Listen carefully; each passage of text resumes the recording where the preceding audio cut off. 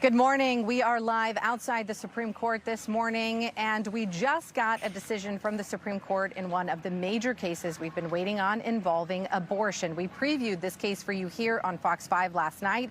It was actually briefly uploaded to the Supreme Court's website yesterday, called a leak, first reported by Bloomberg News. But the result of the case is the Supreme Court will allow for now emergency abortions to go forward in the state of Idaho, despite a near total statewide ban that was put through by state lawmakers. The question in this case is about whether federal law, EMTALA, which requires hospitals that receive federal funding to provide emergency stabilizing care to its patients, trumps a state law that bans abortion. Sometimes in these emergency rooms in the hospital, individuals need to receive emergency stabilizing care that could include an abortion in order to save if the woman is in grave risk of danger, and sometimes the risk of her fertility, for example, in an ectopic pregnancy. Now, Idaho's near total ban on abortion would otherwise ban that procedure. And as the justices have written in at least one of the concurring opinions, that resulted in a number of women, more women,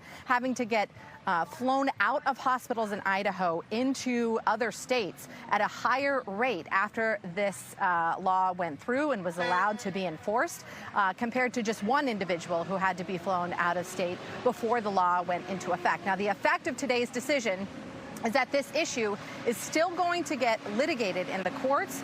They'll go back down to the district court judge now, who has basically pressed pause on enforcement of Idaho's near total ban on abortion. That will allow the federal law, which will require abortions in some instances when it is compelled by emergency stabilizing care, that law will be allowed to proceed.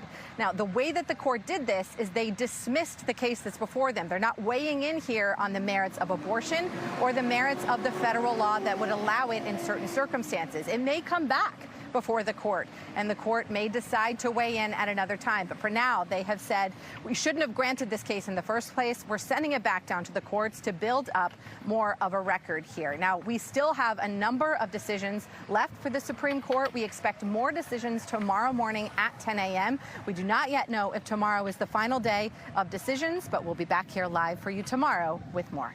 Guys, we know that presidential immunity case involving Trump is a big one that people are looking out for. But Katie, thank you so much for the latest on the most recent decision. We appreciate it. And we'll check back in if something else comes down.